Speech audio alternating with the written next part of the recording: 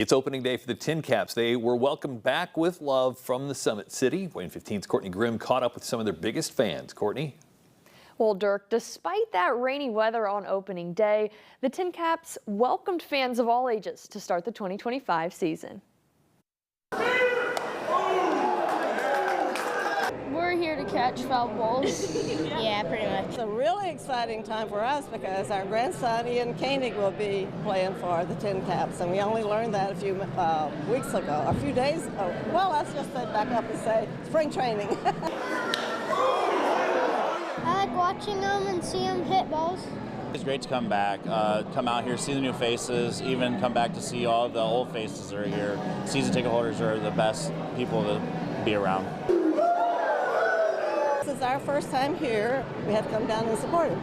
We're just over the moon to be here.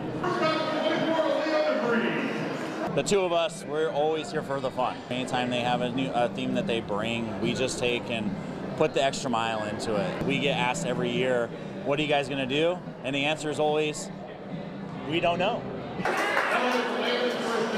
I hope the TinCaps can do really great this year. We're looking forward to it in every respect. The TinCaps are back at it tomorrow. That first pitch is set for 1:05. Courtney Grimm, WANE 15 News.